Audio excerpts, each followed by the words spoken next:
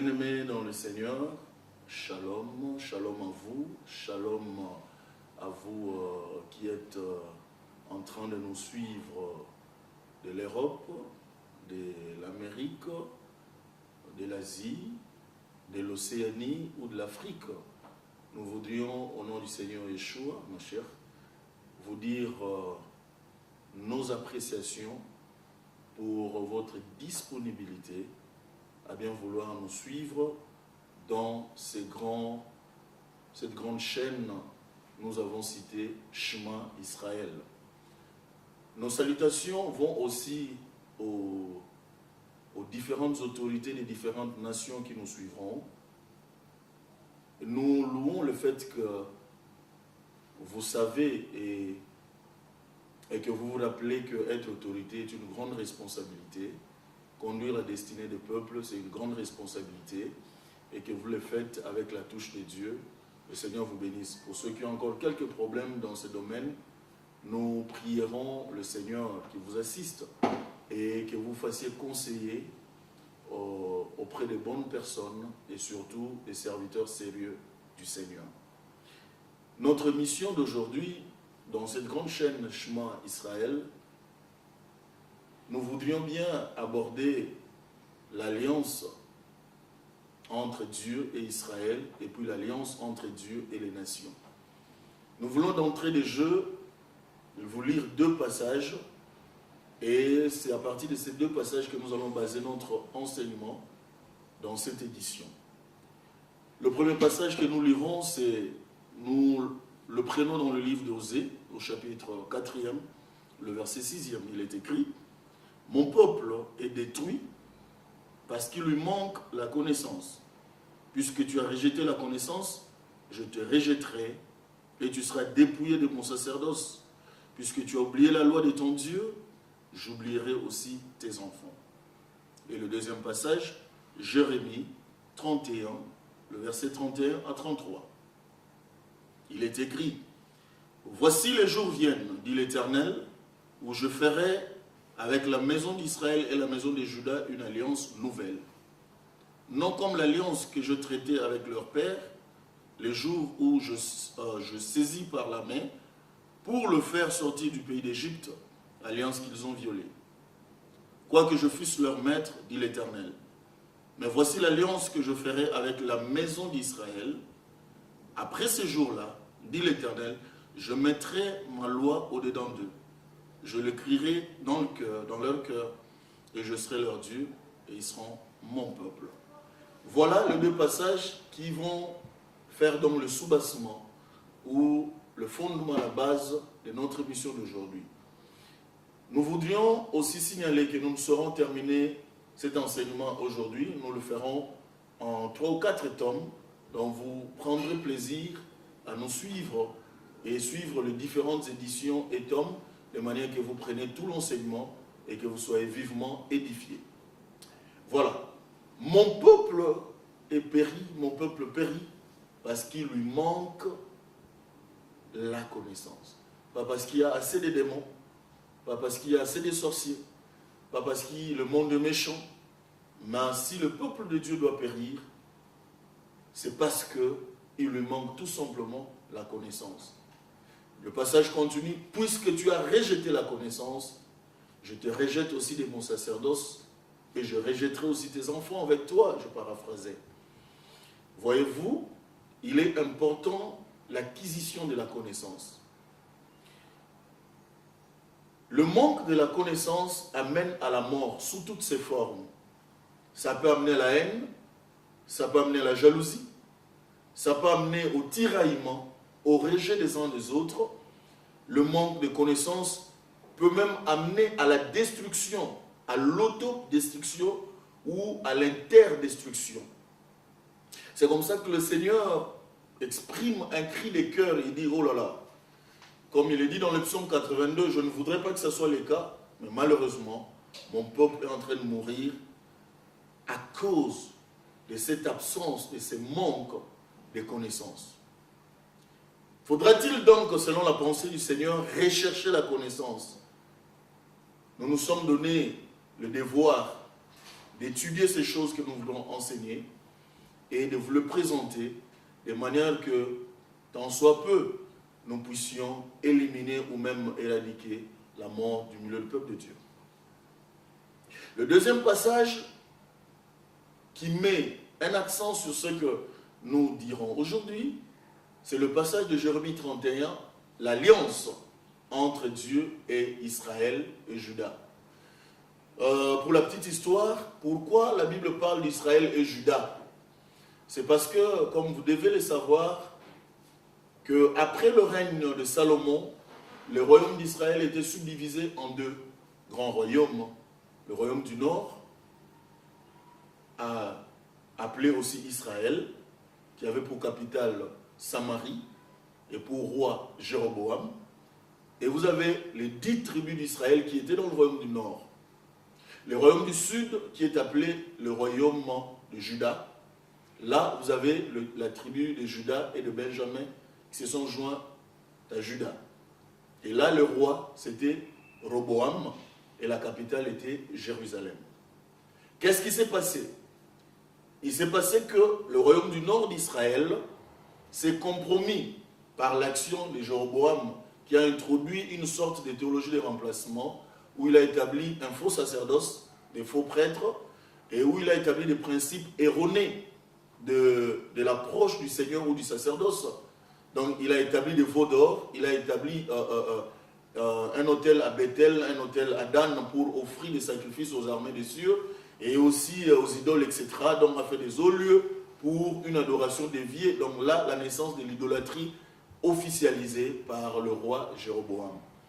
Alors, ce royaume qui est appelé donc Israël, le royaume du Nord, sera disséminé par le Seigneur dans les nations, dispersé dans les nations, chose qui fait que quand vous suivez l'histoire d'Israël, vous verrez que le peuple d'Israël était disséminé dans les nations, ils sont allés partout.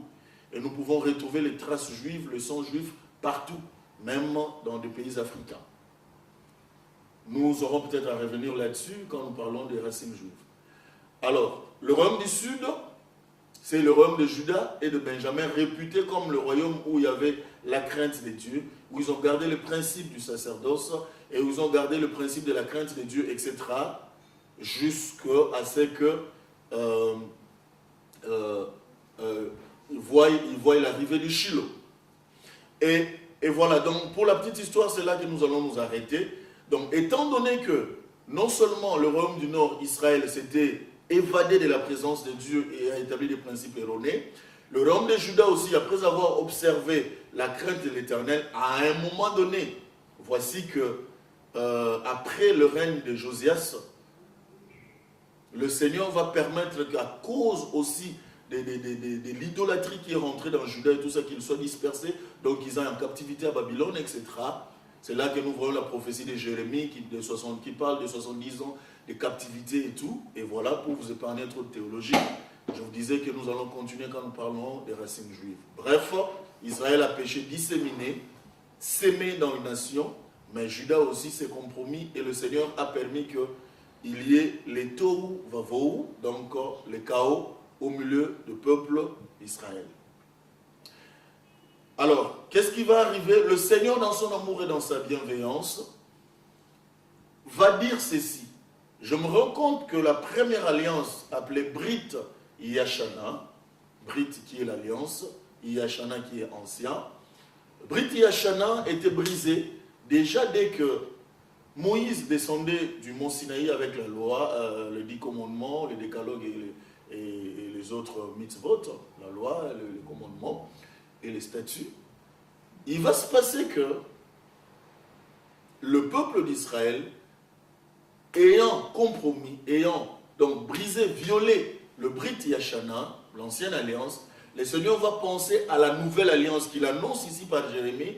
Il dit que le temps vienne, il arrivera un moment où je veux faire une nouvelle alliance. Brit Chadasha, nouvelle alliance. Mais vous voyez dans la pensée hébraïque, quand on parle de Brit Chadasha, dans nouvelle alliance, ce n'est pas une alliance comme quelque chose qui n'a jamais existé. Nouvelle alliance, ça veut tout simplement dire l'alliance renouvelée, comme l'ancienne alliance revue, ancienne alliance retouchée, améliorée. Donc comme pour dire que ce qui était ancien était mal abordée, je trouvais que je peux améliorer de manière à aider le peuple. Parce que faudrait-il que nous définissions l'alliance, un contrat entre deux ou plusieurs personnes qui est établi sur base des principes qui doivent être respectés par les deux camps. Alors, mais vous savez, dans ce qui est alliance avec Dieu, il prône ce qui sont les devoirs de ceux qui sont en alliance avec lui, et il leur montre aussi leurs droits. Dieu s'engage par l'alliance à faire du bien à son peuple, et le peuple s'engage à respecter, à se soumettre à leur Dieu et à ses principes. C'est comme ça qu'il dit, je serai votre Dieu et vous serez mon peuple. Mais l'alliance, la base de l'alliance, c'est quoi? Pourquoi Dieu fait une alliance? Normalement, Dieu n'est pas censé faire une alliance parce que quand il dit quelque chose, il le réalise. Il n'a pas besoin de faire une alliance parce que dans l'alliance, on a besoin de donner quelques preuves de ce qu'on est en train de dire. Mais l'alliance, son objectif caché ou son objectif dorsal, c'est le fait que Dieu veut pallier à l'incrédulité de l'homme. Parce que quand l'homme est habitué à ne pas croire, à hésiter, à croire que ce qu'on lui dit ne viendrait pas. Surtout, vous savez, quand on remonte un peu vers pendant le jour de Noé, vous verrez que Dieu a donné une promesse à Noé et lui dit, je te donne l'arc-en-ciel comme signe. Pourquoi Dieu devait donner un signe arc-en-ciel? Parce qu'il savait que, malgré tout ce qu'il a dit à Noé, Noé ne croirait pas complètement. Il y a des tares et des vides de croyance ou de crédité ou tout simplement de foi que Dieu comble en donnant un signe d'alliance pour dire, quand tu verras l'arc-en-ciel, tu sauras que je ne détruirai pas le monde par les eaux une fois de plus. Donc voilà, l'alliance, c'est aussi une manière pour Dieu de pallier à la faiblesse de l'homme, entre autres, l'incrédulité. Et aussi une façon pour Dieu de protéger son peuple en lui donnant les assurances qui engagent sa personne et son autorité, sa souveraineté. Bref, Dieu dira qu'il fait une alliance avec la maison d'Israël et la maison de Juda, comme pour nous sonner ou nous signaler par là qu'il rassemblera Israël et Juda. Il n'y aura plus deux royaumes subdivisés, il n'y aura plus deux peuples, mais il y aura désormais un seul peuple qu'il ramènera en contact avec lui et en contact entre eux, qui sera aussi l'essence de la croix. Dieu réconcilie l'homme avec lui, Dieu, qui est la barre plutôt verticale, et Dieu réconcilie le peuple entre eux, qui est la barre horizontale. Il dit, je fais une alliance avec la maison de Juda, la maison d'Israël. Dans cette alliance, donc, qui est la deuxième, comme je disais, qui est un renouvellement, la différence avec l'ancienne alliance serait quoi? Dans l'ancienne alliance, c'était établi sur la loi qui était écrite sur des tables de pierre, ok? Et qui sera donnée à Moïse, écrite de la main de Dieu lui-même, du doigt de Dieu lui-même, selon Exode 20, et le doigt de Dieu qui est le Ruach HaKodesh, le Saint-Esprit. Mais voici dans l'ancienne alliance, la loi sera inscrite sur les tablettes, les principes seront donnés, mais il n'y aura pas de force pour l'appliquer. L'homme devrait s'exercer, faire l'effort d'accomplir ces choses par lui-même. Et Galate nous dira que la loi n'était qu'un pédagogue. Mais dans la nouvelle alliance, qu'est-ce qui se passe? Les mêmes lois, les mêmes principes, les mêmes mitzvot, les mêmes zukim, le même statut, donc loi, commandement et préceptes, seront inscrits dans le cœur de l'homme par le doigt de Dieu, qui est le Saint-Esprit. Il va inscrire donc ces lois dans le cœur de l'homme pour apprendre l'homme à lui obéir du dedans, à le comprendre du dedans et à avoir la connaissance de Dieu du dedans. Le verset 34 nous dira d'ailleurs que personne n'apprendra pour l'autre à connaître Dieu, parce que du dedans déjà, la loi de Dieu qui est inscrite dans le cœur de l'homme apprendra l'homme à marcher. Et ce qui est spécial dans la nouvelle alliance, non seulement que la loi de Dieu est inscrite dans le cœur de l'homme, par le doigt de Dieu qui est le Saint-Esprit, mais que le Saint-Esprit qui est le doigt de Dieu, le même Saint-Esprit qui a écrit la loi de Dieu dans le cœur des hommes, ce Saint-Esprit va cette fois-ci devenir le rabbin, le rabbi de cet homme, pour lui enseigner ces lois et lui donner la force de les appliquer. C'est là le sens de la grâce. Parce que la Bible dit, dans le psaume 85, la loi et la grâce s'embrassent. La justice et la grâce s'embrassent. Comme pour montrer que le Seigneur Yeshua, en venant sur la terre, comme celui qui vient accomplir l'alliance, contrairement à ce qu'enseignent plusieurs, qu'il est venu abolir la loi. Faux et archi-faux, parce qu'il a dit clairement dans Matthieu 5, 17, ne pensez pas que je sois venu abolir la loi ou les prophètes, je suis venu plutôt accomplir ou amener pleinement l'accomplissement par l'exemple.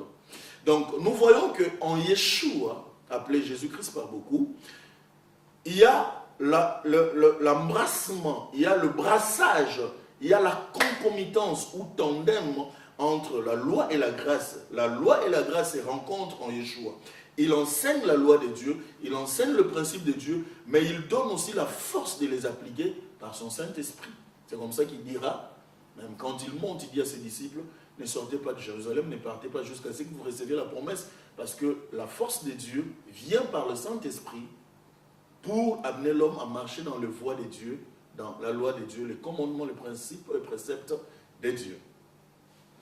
Alors, Dieu fait donc son alliance premièrement avec Israël, c'est l'ancienne alliance. Il vient la renouveler encore avec Israël, chose qui est accomplie au travers le sang de Yeshua HaMashiach par l'œuvre salvatrice de la croix. Alors, j'aimerais nous souligner ceci. Dieu n'a jamais fait une alliance avec une nation autre qu'Israël. Dieu n'a jamais fait une alliance avec un autre peuple autre qu'Israël. Israël est présenté devant Dieu dans 3 dimensions d'alliance. Dieu fait alliance avec Israël en tant que peuple. Dieu fait alliance avec Israël en tant que nation. Dieu fait alliance avec Israël en tant que terre. Donc, Israël en tant que peuple est en alliance avec le Seigneur. Israël en tant que nation est en alliance avec l'Éternel. Israël en tant que terre est en alliance avec l'Éternel. C'est comme ça qu'on dit le peuple béni.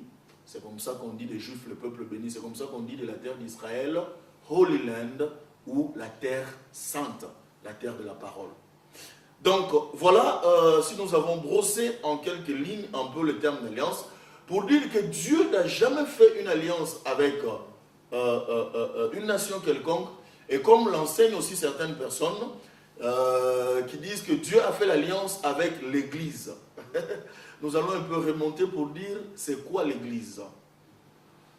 Et Keilat, il y avait, je bâtirai mon Église, Ecclésia en grec ou Keilat en hébreu, c'est un rassemblement de ceux qui sont hors d'eux.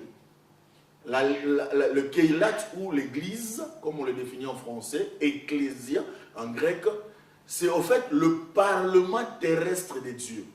Le parlement de Dieu. Le rassemblement de ceux-là que le Seigneur a sauvés pour promouvoir sa loi, ses principes et ses préceptes. C'est ça le sens de Keilat, l'Église. Mais dans l'Église, comme dans toute assemblée dans le monde, vous avez, dans les assemblées dans le monde par exemple, vous avez les opposants, vous avez la société civile et vous avez aussi, par exemple, la majorité présidentielle ou qui sais-je là. Donc, dans chaque parlement, le parlement est toujours composé de différentes parties ou de différentes classes. Dans le parlement de Dieu, qui est l'église de Dieu, il y a ce qu'on appelle les juifs, les Yehudim, et vous avez les goïm, donc les païens ou les gentils. Donc, quand on parle de l'église selon la pensée biblique, c'est les juifs qui ont cru au Seigneur, et aussi les goïm, les gentils ou les païens qui ont cru au Seigneur, qui forment une entité qu'on appelle homme nouveau. C'est ça qu'on appelle église ou ecclésia, Keila du Seigneur. Donc dire que l'église, c'est tout ce que nous connaissons en l'absence des juifs, ce n'est pas l'église selon la pensée de Dieu. Ou dire que l'église, c'est les juifs sans le gentil, ce n'est pas la pensée de Dieu de ce qu'il appelle Keila, de ce qu'on appelle ecclésia. Donc, Dieu n'a jamais fait une alliance avec ce que nous appelons Ecclésia. Dieu n'a jamais fait une alliance avec ce que nous appelons les nations. Dieu a fait l'alliance avec Israël. Mais en ce qui concerne la nouvelle alliance, au travers un juif, le Messie juif, Yeshua HaMashiach, qui est le lion de la tribu de Juda et non le lion de la tribu des Bayanzi, des Basakata, des Chinois ou des Japonais, ou des Américains, ou des Français. Il est le lion de la tribu de Juda, que je sache. La tribu de Juda n'a jamais été au Congo, ou en France, ou en Grande-Bretagne, aux États-Unis, ou en Chine, et moins encore au Japon. Donc voilà, la tribu de Juda, c'est une des tribus d'Israël, tribu juive. Alors, il est le lion de la tribu de Juda, ça veut dire qu'il est juif. Il est né en tant que juif, il a grandi en tant que juif en Israël. Il n'a pas connu d'autres sauf l'Égypte où il est parti c'est gardé pour quelque temps. S'il devait manger, il a mangé juif. S'il devait boire, il a bu juif. S'il devait s'habiller, il s'est habillé juif. Vous voyez Talit et tout ça, même dans le film de Yeshua, vous le voyez. S'il devait parler, il a parlé juif. Il a donné des proverbes et tout ça, des citations juives. Il est vraiment juif, 100%, bien qu'étant aussi 100% Dieu. Donc il est juif, c'est au travers les juifs, puisque l'alliance a été faite avec les juifs, c'est au travers aussi le Messie juif, Yeshua Mashiach, que tous ceux-là des nations ayant cru en lui rentrent, ont accès, sont greffés dans l'alliance juive ou israélienne. Romains 11 nous le dit clairement, nous sommes greffés. Nous ne remplaçons pas Israël dans l'alliance, mais nous sommes greffés avec Israël sur l'olivier franc. Et ayant pour racine Yeshua, Mashiach le même. Éphésiens 2 nous dira, nous qui étions sans Dieu dans le monde, pas d'accès dans le cité céleste de Jérusalem. En Yeshua Mashiach, il nous a greffés, il nous a hantés, il a brisé les murs de séparation, il a fait de nous une seule entité appelée Ecclésia.